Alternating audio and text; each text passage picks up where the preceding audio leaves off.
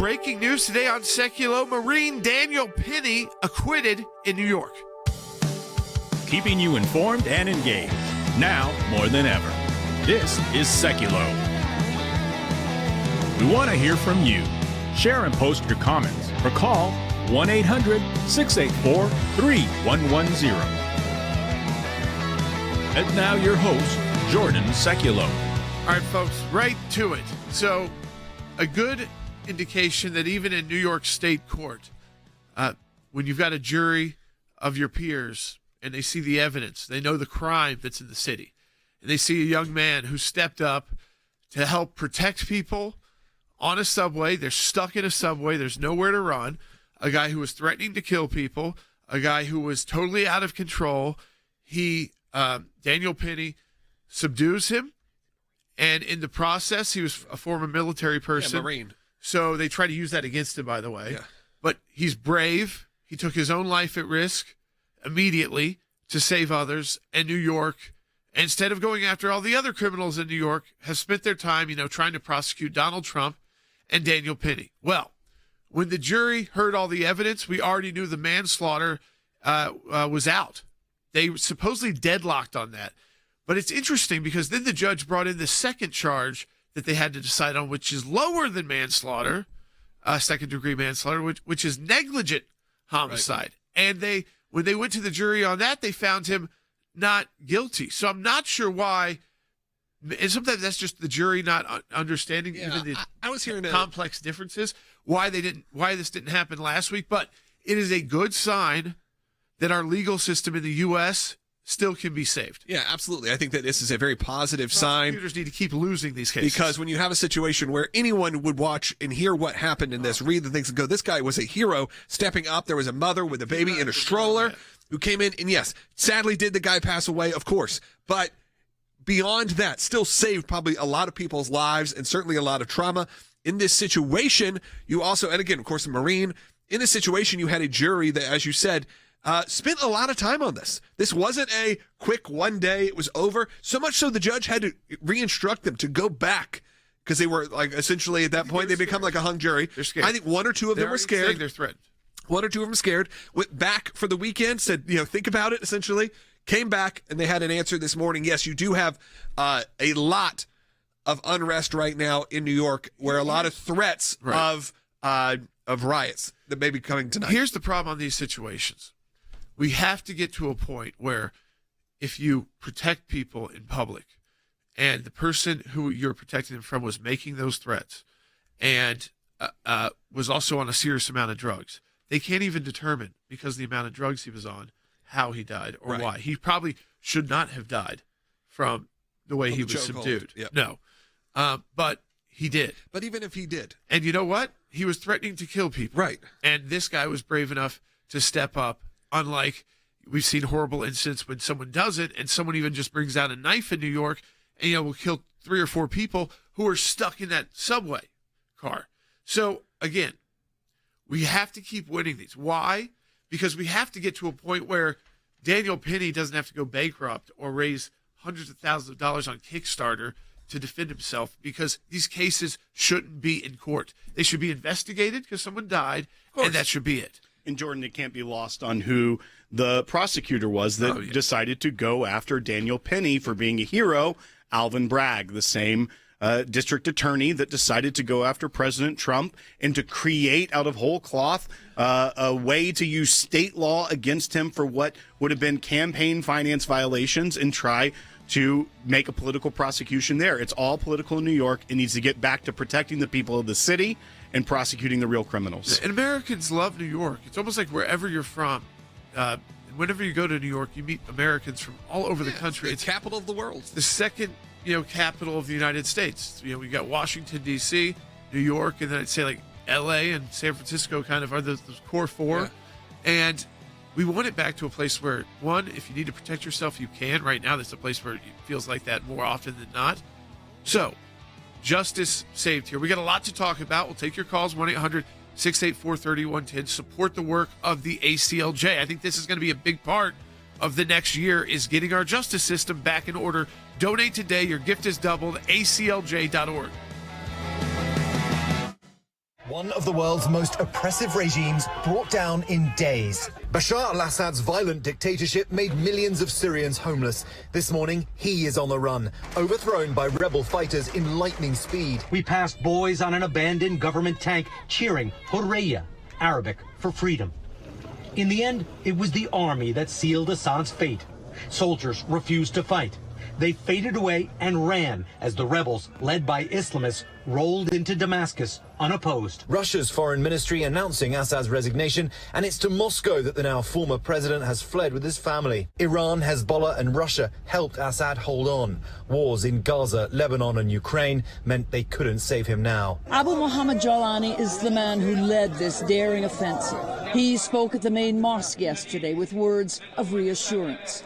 This is a victory for the Islamic nation, he said, and a new history for the region. Rebels taking over state television saying the city of Damascus has been liberated. The tyrant Bashar al-Assad has been toppled. President Biden among those praising this moment as an opportunity for Syrian independence, but one fraught with danger. Syria now has a new hope, new possibilities, and significant challenges as the map of the Middle East is being redrawn by the hour. It's also humiliating news for our adversaries, Russia and Iran, which have been propping up Assad for over a decade.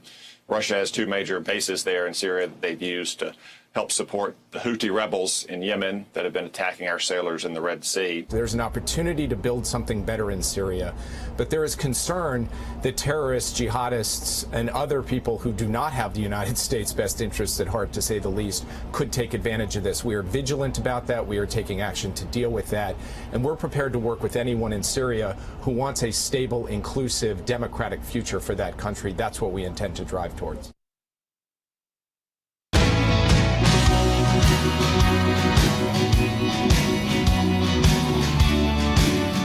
All right, welcome back to Sekulow. I will continue to take calls to 1-800-684-3110. That's 1-800-684-3110. If you want to talk about Daniel Penny, I just think it's a good example of the legal system working, the jury system working, but still such a waste of resources for Daniel Penny and his family. The fact that he's a name, it makes it very dangerous for him to live.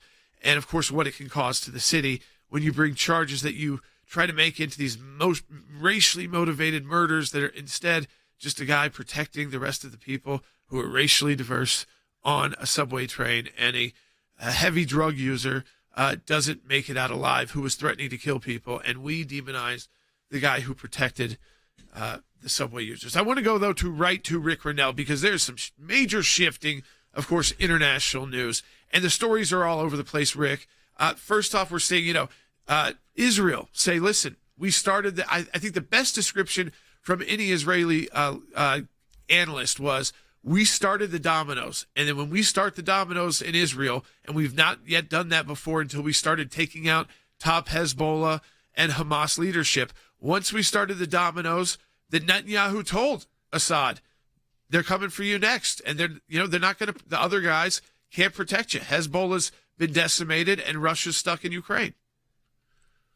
Well, one thing we should make perfectly clear is that we're in this situation because of the Biden administration, how weak their policies have been and how much they've funded Iran and all of Iran's proxies.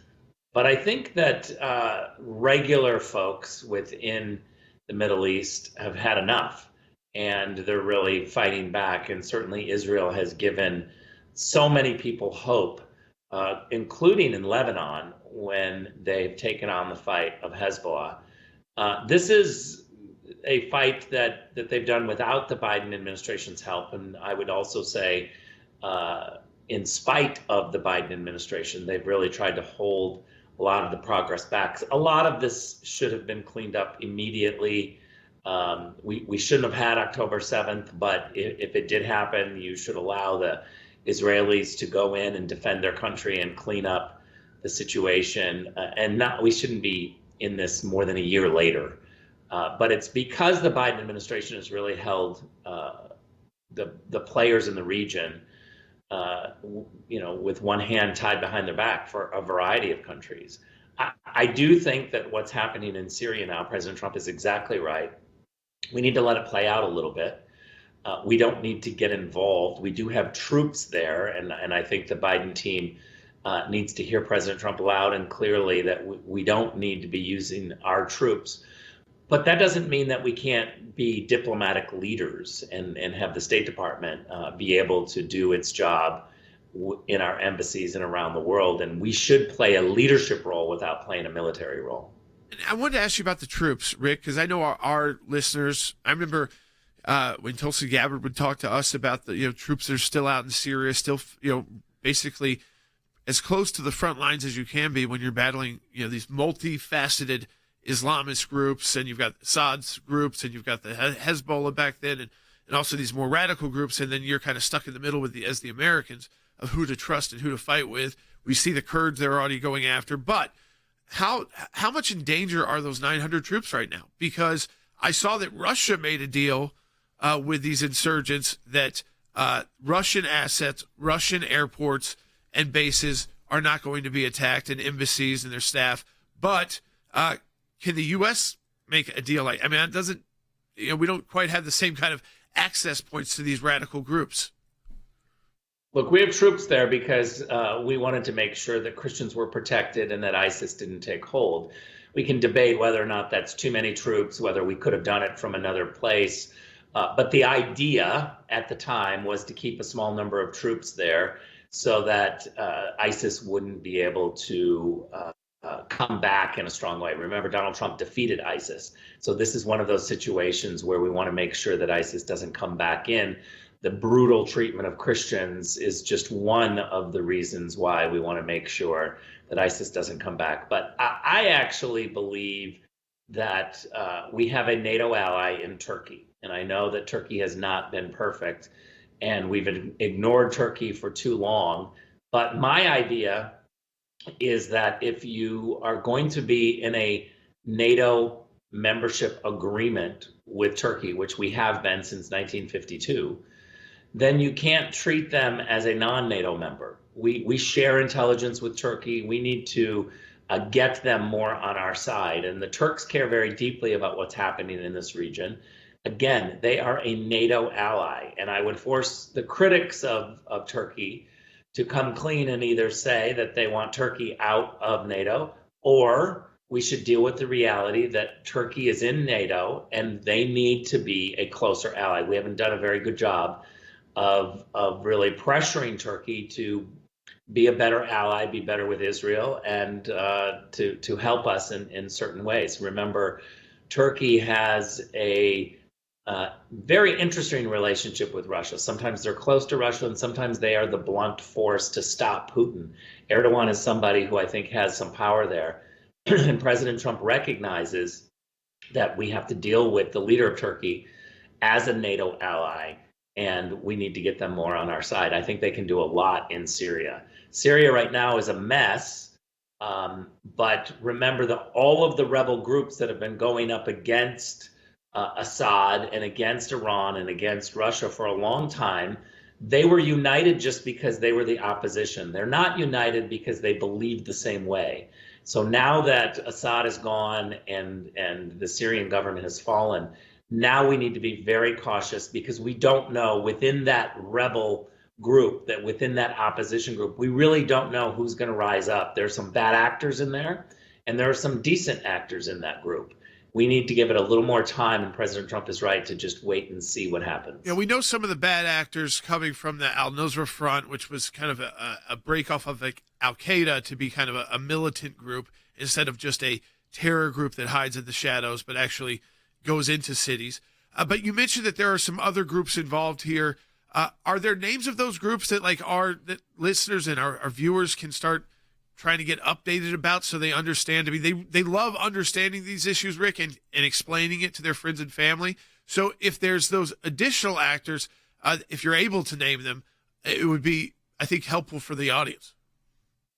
Look, I want to slow down and make sure that we get these facts right. There are many opposition groups that have come together, and we still don't know exactly the numbers. We don't know who is in control. We see a lot of differing information from the different groups on social media. Some who have risen up to say that they're in leadership positions are former Al-Qaeda members. You've got other organizations that I think are suspect and some that are quite good. Certainly we know the Kurds are there. And yet we have to be honest with the Kurds, thank them for all of the help that they've given us, but also be realistic about the chances of the Kurds coming into a leadership role, which I don't think is going to happen. So I think we should just slow down and wait to see who rises up and who these different groups actually are. There's a lot of misinformation out there, and we're not exactly sure who's part of the rebel groups. And so I'd like to make sure that we give it a little time. I think President Trump's warning of let it play out a little bit more is exactly right. And let me finish with this, Jordan, is, you know, the big mystery in the Middle East has always been, are these dictatorships, these governments that are human rights abusers, is it going to get worse when they fall, and should we take a slower approach? This is one of the strengths of Donald Trump, is to deal with the reality on the ground rather than to send in the Americans and try to completely take over the situation or handpick who should be in charge. And then that completely backfires on us. Donald Trump is a realist. He wants to deal with how the situation unfolds. That's why I talk about Turkey. Turkey is going to play a major role. Syria is a border country with Turkey.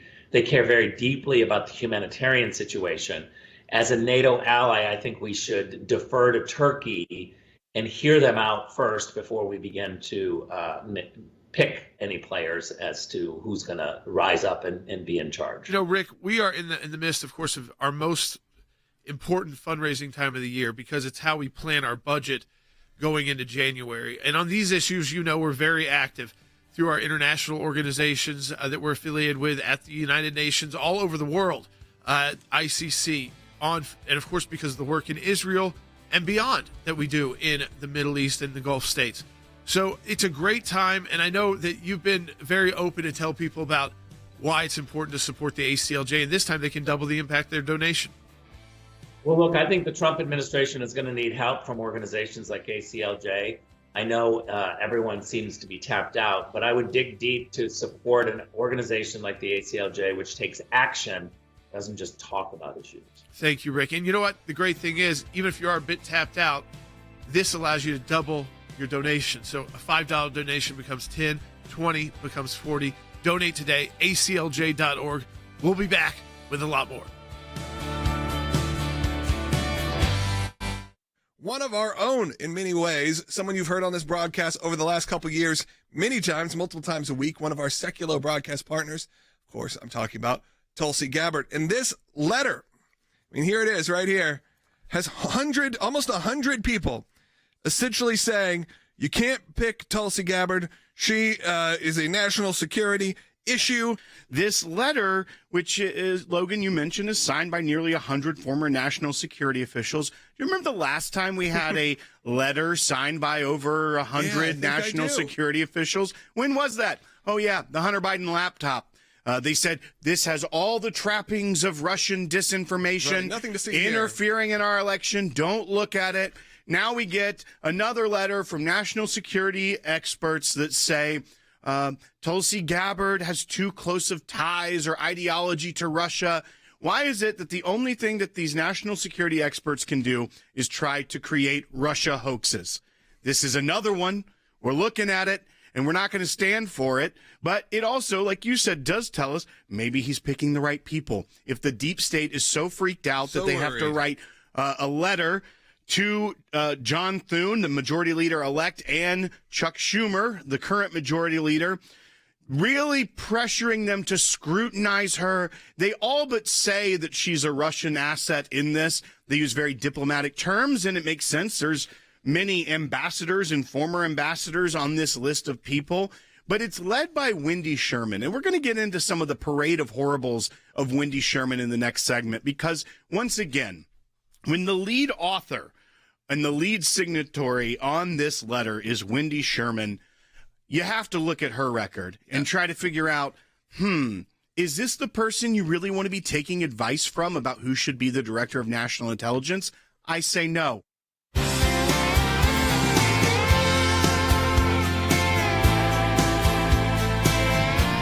right, welcome back to Sekulow. I do want to take the call coming in on Sergeant Penny. If you're just joining us, just to be clear, he has been found not guilty completely. This is the New York subway who, again, Good Samaritan, who subdued someone who was threatening violence, who was clearly on a lot of drugs. And when they subdued them, eventually that person lost their life. They were never able to figure out, by the way, if that person was already going to lose their life because of the amount of drugs they were on. And of course, they were threatening people's lives. He's been in prison, this time. He's been threatened with both manslaughter charges and, second degree, a negligent homicide. So, serious prison time. And last week we got the jury deadlocked on the lower charge. Which they brought him the lower charge, which could have been 4 years still in prison. But what happened here? Okay, just so everyone knows, again. I think it was on the lesser charge, because it would have been a much higher homicide. They were deadlocked. They couldn't figure it out. I think they said there's maybe one or two is what a lot of the experts were saying. One or two of the jurors were not sure, but found not guilty. To clarify for everyone, that means this is over, right? It's over. He walks free. He walks free. Again, there can be civil cases. He'll have plenty of people supporting him, I think, through that. Sure. But the next question is, does New York cause a riot? Yeah, we'll see. Let's go, though, to that phone call. Let's go to Jerry, who's calling in Rhode Island, listening on the radio. Jerry, you're on the air. Good morning, team. It's a good day. My phone's blowing up with former Marines, former law enforcement. We're hoping that the prayers and donations, including from ACLJ listeners that covered the GoFundMe, hopefully we took care of all that. And wouldn't it be great to see Sergeant Penny either at the inaugural or in a Trump position somewhere down the road? Well, Jerry, I think a lot of people feel at least a relief in the sense, as Jordan said, that the judicial system seemed to be honest and fair this time. It seemed to work out in a way, because everyone looking at the facts of this, I'm sorry, if you look at the facts of what happened and you watch what happened, how you can say that this person did the wrong thing and deserves to be in jail for the rest of his adult life. Coming out of jail, he'd be 60-something years old because he saved people on a subway train from a bad actor who probably should have been out in public.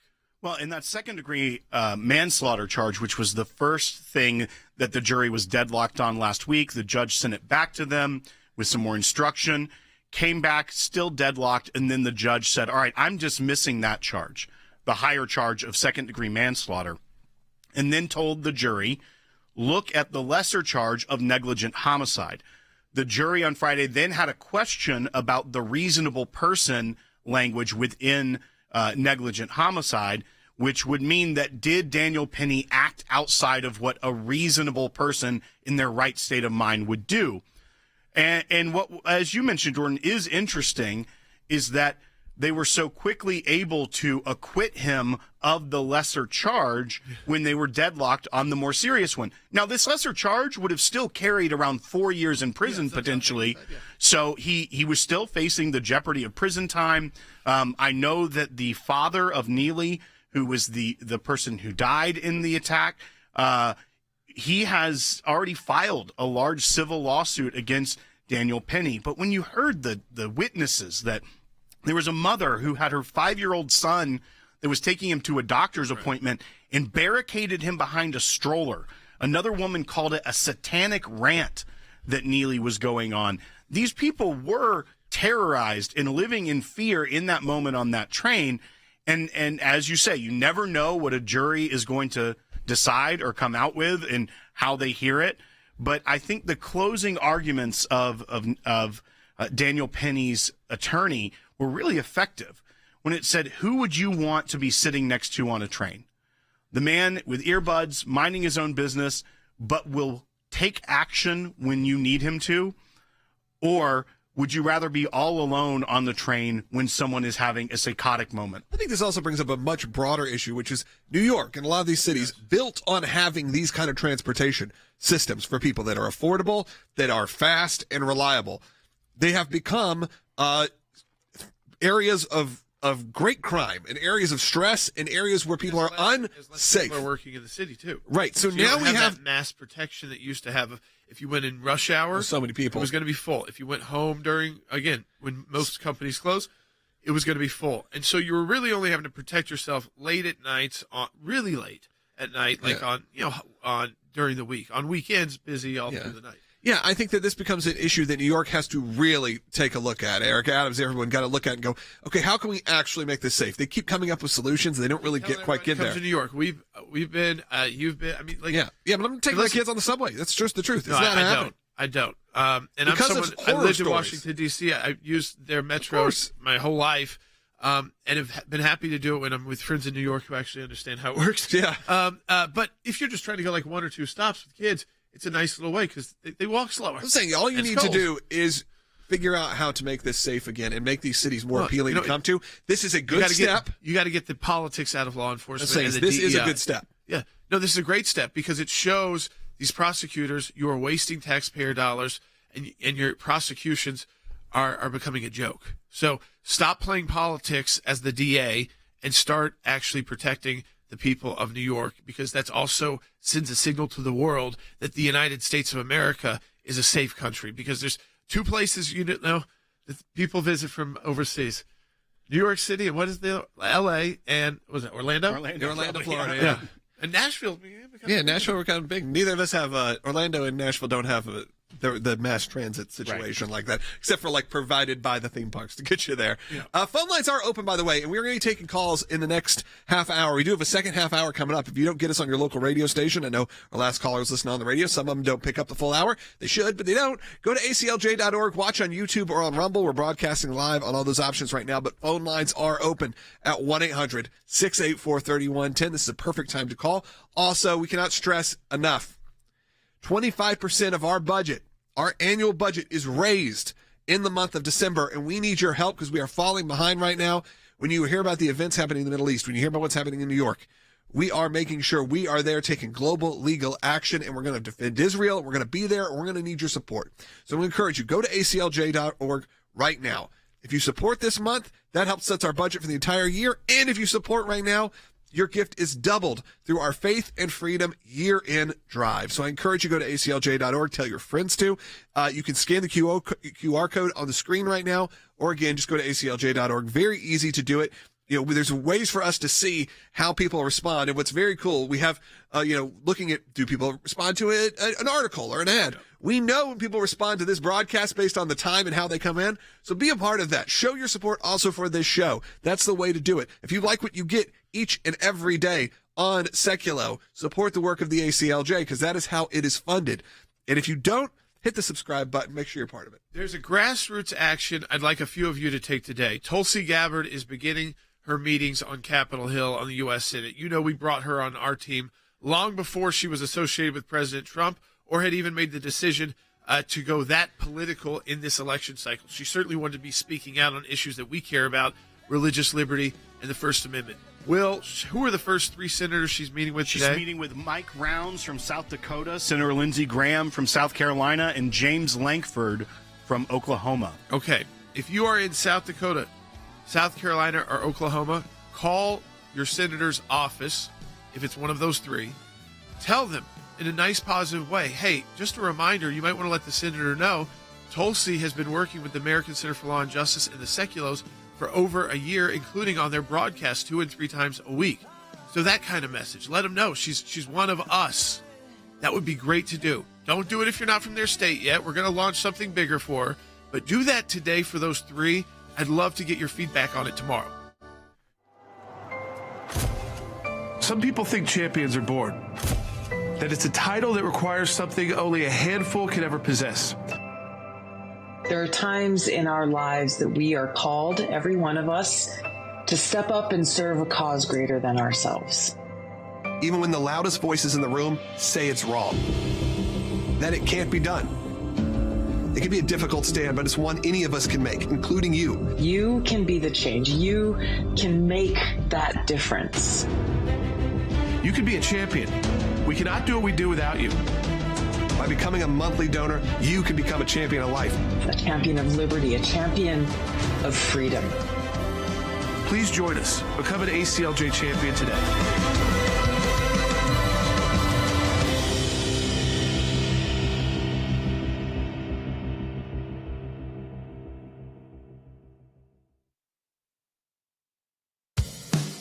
Keeping you informed and engaged, now more than ever. This is Sekulow. And now your host, Jordan Sekulow. All right, so there's a lot to talk about today, and I do want to take your calls. I mean, the Daniel Penny verdict, I think, look, folks, it's bigger than just Daniel Penny. This is, when we talk about de-weaponizing law enforcement, I don't just mean at the federal level, I mean at the state level too. And we talked about how in a Supreme Court case, my dad argued for President Trump, and I was the lead chair, but we were having to do it from literally, we built the Supreme Court over there. And we were arguing that, a president should not be subject to the political whims of over 2,500, nearly 3,000 local DAs that are partisan elected. And of course, that shouldn't happen to the president, but it also, our DAs, whether they were elected because they're Republican or Democrat, should not have their politics play into the role when you're talking about murder. When you're talking about, is this a good Samaritan or is this a bad guy? And in this case, everyone knew this guy did something heroic. Is it a tragedy that a life was lost? Yes, but the life that was lost was someone who had regularly threatened lives on the subway and was doing so at the time, and he was protecting women, children, and others who were stuck in a tube with nowhere to go. And this crazy person was obviously on drugs, which makes them even harder to subdue. And when he did subdue them, obviously, if you see the video, because they're on drugs, they're pushing back hard and lost their life, unfortunately. But how many lives were saved? Well, and Jordan, I think that's another what the juries think about, because they ride those subways. Another thing to bring up in this whole story is what you've been talking about, the safety of our major cities, when the district attorneys have been politicized and making it about leftist politics instead of keeping their cities safe. I mean, you think back to the assassination of the CEO of United Healthcare that happened in New York, right outside of Times Square. And now there is a little bit of breaking news on this. They're saying that a person has been detained about 100 miles east of Pittsburgh at a McDonald's. The individual had what appears to be a similar weapon that was used in his bag, and as well as a fake ID, according to police. But that story's captivated American conscience for days now. And if this is a local police that found this individual at a McDonald's 100 miles east of Pittsburgh, he evaded the entire security apparatus of New York for days and was able to get out of there. It goes back to the fundamental questions of New York should be a place where people are relatively safe. And when that can happen right outside of Times Square, when the Rockefeller Center tree lighting was happening that evening, and can evade police and get out of the city, as well as these situations on the subways, it makes people question the leadership and the priorities of those in law enforcement in cities like New York. And hopefully we're going to see, you've already heard Mayor Adams start to change his tune. Now that President Trump has been elected, talking about the safety of the citizens when it comes to the migrant crisis in New York. But hopefully you'll see other law enforcement, district attorneys, mayors in these large cities in America start to change their tune and say, wait, our job is to keep our city safe, not to push progressive ideology, woke agendas. It's to keep our citizens safe, to make sure the infrastructure holds. And we've been seeing that fall to the wayside in far too many American cities over the past decades. Right. I mean, and Logan, we all want the ability to show New York off as we've got Washington and New York on the East Coast, and in Philadelphia as well for our history. You want people to feel like if they're going to come to the U.S. and make that trip to learn about our country, it's really hard to understand the United States. You can't just go to New York, but you start there and then you understand how the U.S. spread across the country. Of course, yeah. It's an unbelievable melting pot of people. Right, absolutely. It's where it all started, really, if you want to look at it. It still feels that way. Yeah, absolutely. It's got that melting pot feel still. But you have to be, the problem is you have a lot of people who have not felt safe going, or they know certain areas you can't go to anymore. And a lot of these were big, popular tourist destination areas. I'm not talking about out in the bad areas. We're talking about in main Walked tourist down that street spots. last week. I mean, Yep. All right. Hey, we still got more coming up. Phone lines are open, 1-800-684-3110. Quickly during this break, support the work of the ACLJ. Just go ahead and do it. Scan that QR code. Go to aclj.org. Hamas submits a list of hostages it proposes to free in the first stage of a ceasefire deal with Israel. And this is in addition to a list of Palestinian security prisoners held by Israel that it wants released. Hamas militants in Gaza are rumored to be holding at least 100 hostages, living and dead. The 7 of them Americans, of whom 3 are suspected to be alive. Hamas has provided the names of hostages and details about their medical conditions to Israeli authorities.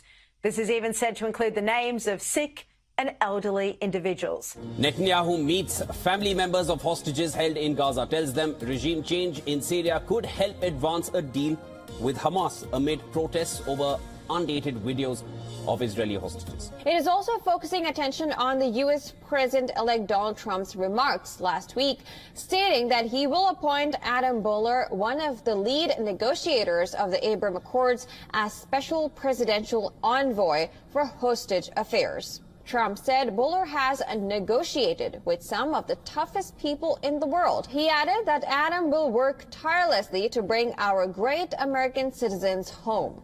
Trump's announcement came just 2 days after he warned there will be all hell to pay for those holding hostages if they weren't released by the time he enters office on January 20th. The hope that we have to see those that are alive back to their families for rehabilitation, those that have been murdered, returned for proper burial in Israel. But we have to be very clear.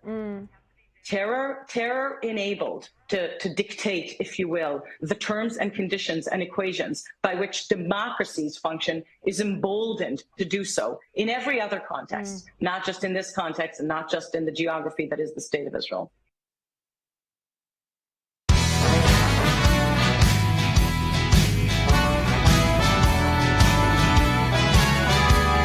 All right, of course, we've discussed the news with the former acting director of national intelligence and ambassador to Germany, Rick Rennell, who is on our team at the ACLJ because of your financial support.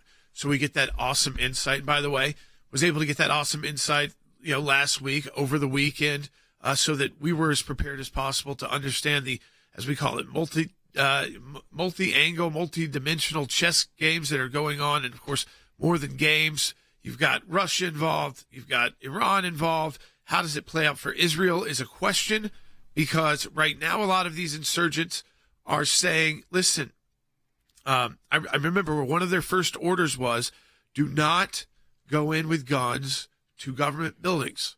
Keep the government buildings. We're negotiating with the current prime minister, and he is working on a transition so that the apparatuses in Syria continue to work. So that, food, water, sanitation, even though it's been a war-torn country, that the basics at least get provided. So they have pledged to do that. So they aren't like taking all of the Assad people out. At least we haven't seen that yet, and just like killing them in the streets. They also haven't been just overrunning these different offices that run the country. So that's a good sign. But that can also just be the first step to get inside. And then once you're inside, you end up, are they going to be more like a Turkey, or are they going to be more like a ISIS? And with a Taliban kind of ish flow, with what is going to happen exactly? Prisons have been released. So we're going to stay on those issues. They are very important to us at the ACLJ. Christians were protected, interestingly enough, under the Assad regime. Will they still have that protection, or do we need to work on getting those Christians out of Syria? These are questions we have to start answering very soon as we get more information.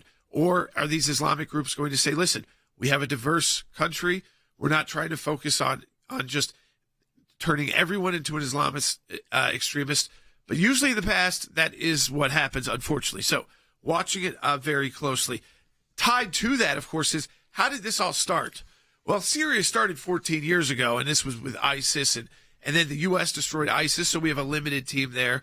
Hezbollah used to really be the protector of Assad, but they've been decimated because they decided to try and get into a war with Israel. Didn't go well for them, so they've been begging for those ceasefires. But it really started October 7th.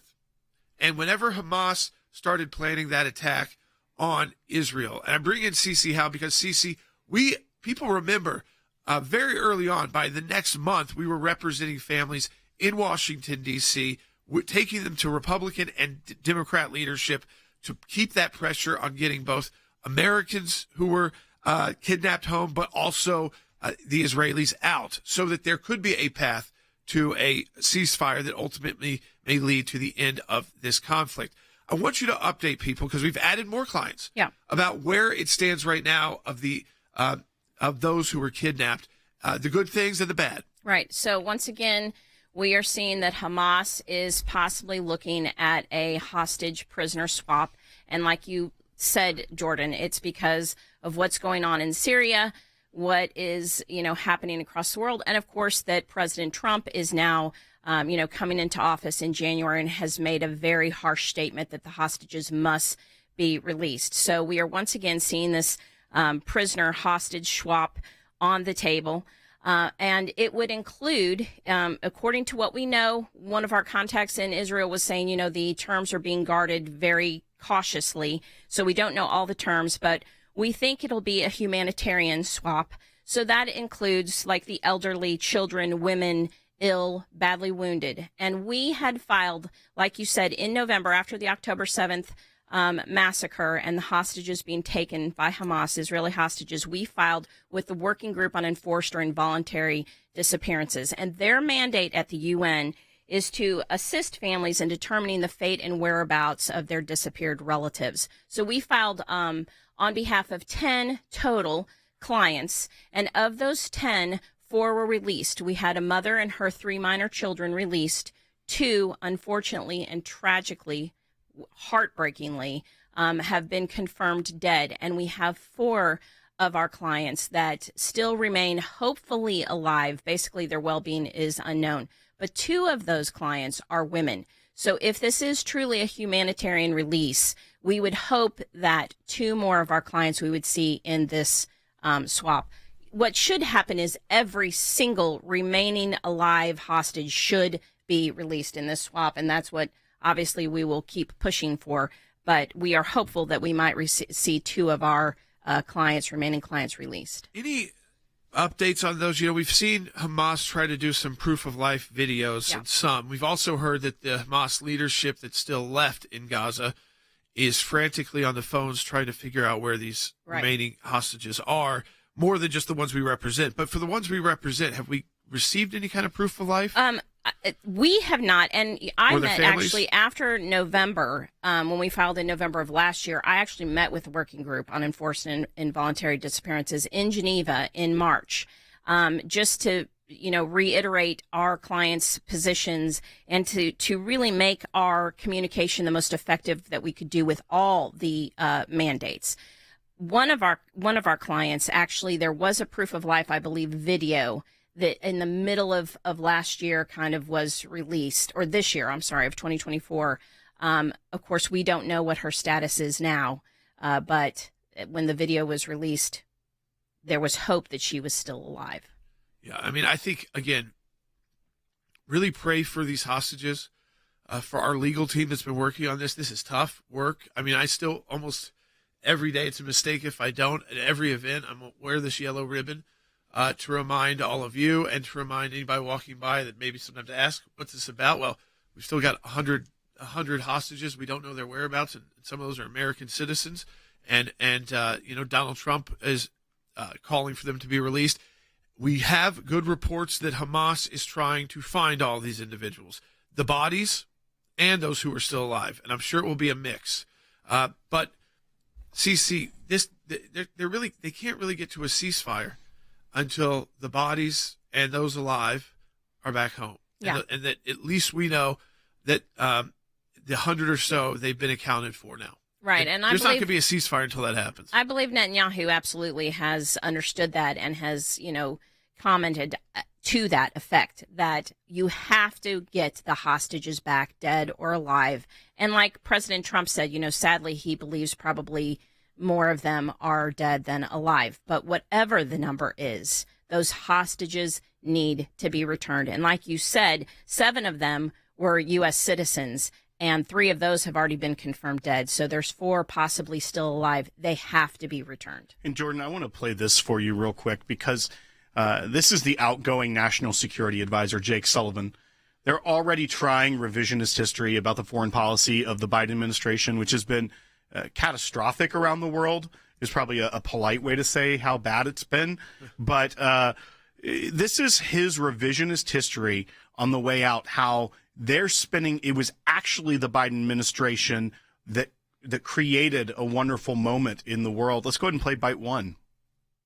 What is amazing about the moment we find ourselves in right now, though, is that Iran, Hezbollah, and Russia are all in a position of relative weakness in the Middle East.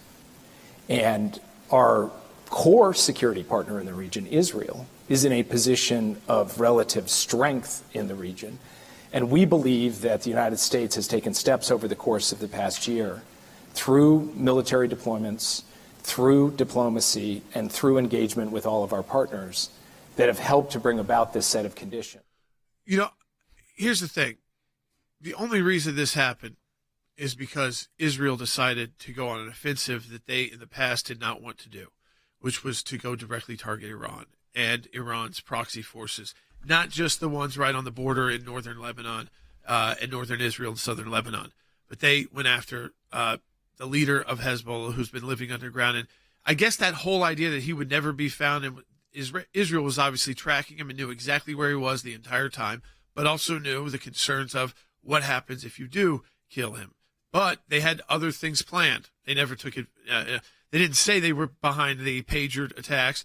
They didn't say that they were 100% behind what happened in Tehran with the leader of Hamas when he left Qatar for the first time. And now we've seen Qatar remove the rest of Hamas leadership. I don't know where they went.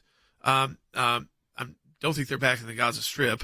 But the idea that the world already started shifting that way and President Trump hasn't even taken office. Now, does this add another complication? Has the Obama administration, and Biden administration, put another disaster on President Trump's desk? Yes.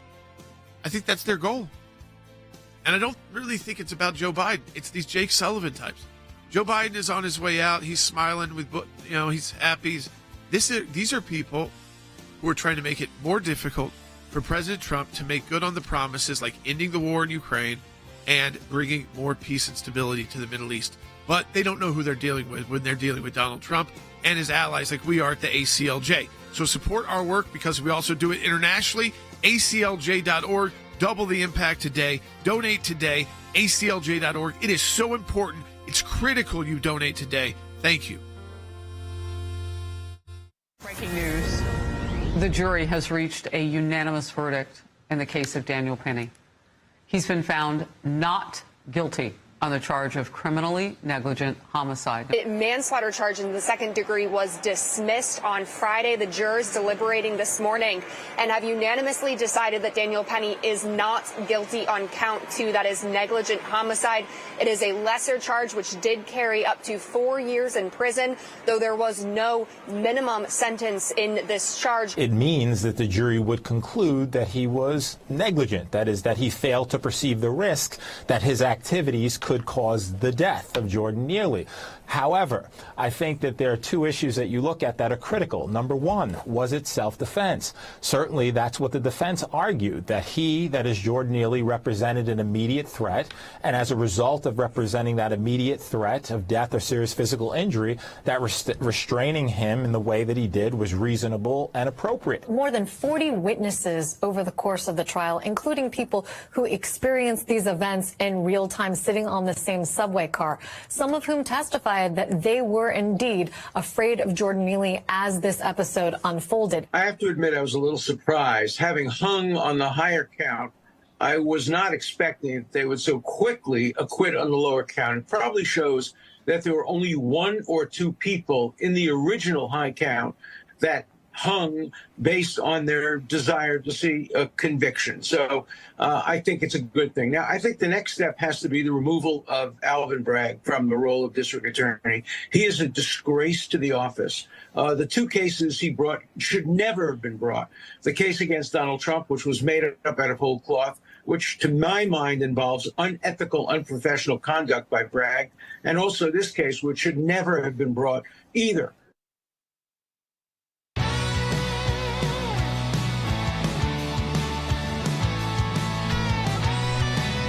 All right, welcome back to Sekulow. We are taking your calls to 1-800-684-3110. That's 1-800-684-3110.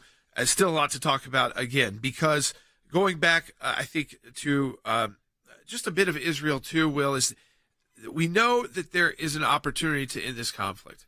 And while we've got our clients, the bigger issue, I think, for Israel, and of course we have an office there, ACLJ Jerusalem. I know Jeff Balaban was home briefly here in the U.S. He's on the way back as we speak right now. And I'm going to be reconnecting with him tomorrow on these kind of movements, Syria, and how that's affecting the Gaza Strip, and how many people can really is Israel really expecting can be found, whether it's bodies, and hopefully many who are still living. Because then if Israel can check that box, they can then refocus on Hezbollah, which continues to be decimated, and really watching what's going on in Syria. As President Trump said, this is not our battle, but we do have 900 troops there. So at a point, we have to decide if our troops are going to be safe. Right now, I think that group has said we're not really interested in that, but those groups usually end up, once they've cleared out the regime, they focus on other international actors. They're gonna play nice with Russia. So what does that mean for the United States? And 900 is not 10. Right. And Jordan, one thing I also want to bring up, and this goes kind of back to that Jake Sullivan bite that we played in the previous segment, that's revisionist history, trying to say that we supported Israel to create this moment in the Middle East where Iran is kind of on the ropes in many areas. But I want to point to this New York Times article from over Thanksgiving week that with Trump returning and Hezbollah weakened, Iran strikes a conciliatory tone. And what it points out is that, remember all the ballistic missiles that Iran shot in retaliation to taking out Hezbollah and Hamas leaders, and then Israel did retaliatory strikes. They point out that Iran was ready at the beginning of November to launch another counterstrike on Israel, so that there would be this back and forth shooting match between Israel and Iran. But they changed their mind. They had a plan ready to go. And the deputy commander of the Islamic Revolutionary Guard Corps warned that we have never left an aggression unanswered in 40 years. They did for the first time. And what changed? The November 5th American election where President Trump was reelected. And all of a sudden, the IRGC and the mullahs in Iran decided not to continue that back and forth with Israel. I think that speaks volumes to what happened under the Biden foreign policy. In just the reelection of President Trump, they were scared of another maximum pressure campaign from President Trump, and that if they continued to escalate their shooting match with Israel, it wasn't going to end well for the Iranians. That is the real strength, not the Biden foreign policy that Jake Sullivan is trying to recast as some great, wonderful thing that they've been able to bring peace to the Middle East. We all know that the world was set on fire under the Biden administration and under their foreign policy. Don't let those talking points on national security advisors that are being dismissed from their jobs as their administration leaves out of office. That's not the reality of what we see. I think the reality is we are in a very, as we said, always a dangerous time in these transitions, because the work for the new president keeps piling up. The domestic work, we know that's there, the inflation. Now the economy already starts moving in a positive direction because they are predicting the policies that will get through a Republican House and Senate that will be helpful to the companies on the stock market. And so you see that even cryptocurrency going up bigger than ever before when it was almost dying. I mean, there were countries trying to go to that system that were being made fun of, and now if they held on, maybe not. It seems like it was very over. Yeah, yes. For sure. And then it started building back slowly over the last year. And that's because there's a lot of financial advisors on the right who think this kind of idea of currency is not a bad idea if it can be regulated enough to where it's still not the same as our regular currency. It still has that flexibility, but isn't as dangerous for people to invest in as it is right now. Yeah. Let's go ahead and take a phone call. We got a phone call coming. Stephen is calling on line 1. Stephen, thanks for holding. You've been on hold for a while. Yep, thank you. I'm just glad that this verdict with this young guy was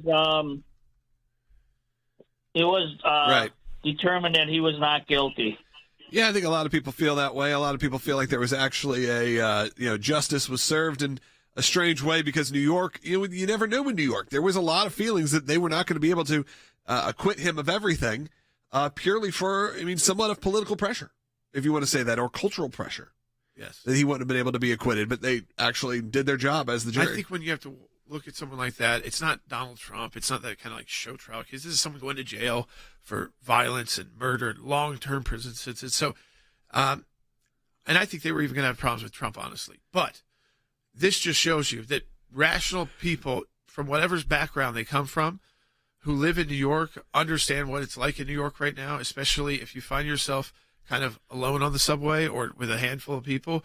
There are a lot more troubled folks out on the street right now in New York than there were. Obviously, COVID was so quiet, and there's still kind of that COVID quietness. The office buildings, like in D.C., that are only 17% full, I feel is not that much different in New York either for a lot of those buildings. You might see some people coming in and out as you walk by, but you certainly aren't seeing the same kind of rush hour movement. Right. The traffic patterns have changed, which means the subway patterns have changed. And strength in numbers was kind of the subway ideas. We're going to be so packed in that if there's a nut, the nut is going to be able to do very little damage because they can barely even move. Yeah. Now that's not the case. They can target trains and say, you know what, I'm going to get on that train. There's only about 6 people. And that guy just chose the wrong train to start threatening to kill people that day. Yeah. And honestly, New York should be praising Daniel Penny. He should be like a Daniel Penny day. Yeah. That they need more Daniel Pennies to speak up, but to do and to work and to not be afraid to take that action. You know, the law is careful there on Good Samaritan work. You have to make sure that if you are going to engage, that you will take the consequences of engagement. That means what could happen to you, and also your training is taken into account. But here, again, this person was threatening to kill people. He wasn't just acting crazy. He was threatening to kill people. So why aren't we saying this is – we had the Guardian Angels. Right, we had other groups in New York. What happened there? And it worked. New York, it took about 10, 15 years. And if you did more work quickly with funding, you could do it quicker than that. And New York could be back to that place where people don't think twice about going. Yeah, absolutely. Or putting a business in. We're wrapping up this Monday show, and I wanted to take a minute here as we start to end our broadcast to tell you this is the most important month of our fundraising. We're being honest with you. 25% of our budget for the entire year comes in the month of December. Be a part of it right now. And right now, gifts are doubled now through our Faith and Freedom Year-End Drive. Go to aclj.org, scan the QR code. You've heard us talk about our support of Israel today. You've heard about everything that's going on, breaking news items. We're able to break it down because we have legal experts who can come on and break down what this all means and so much more. And we're able to not only educate, but hopefully also entertain. Hopefully you like this show. Even if you just say, hey, I just like this show, your other work is great, but I don't really get it, but I like having this each and every day to help me really understand what's going on, this is a perfect time to support the work, because without your donations, this show doesn't exist. The ACLJ doesn't exist at all. So go to aclj.org, make your donation today, scan that QR code. Again, whether we're sending demand letters to the UN, whether we're in court, or whether we are broadcasting, we are always there for you. And of course, if you need legal help, you can get that as well as aclj.org/help, and you get that at absolutely no cost because of ACLJ supporters and ACLJ champions like you. So go to aclj.org today. It'd be a good time to do it. Excellent time to do it. Support our work. We need your financial support. Donate today. aclj.org.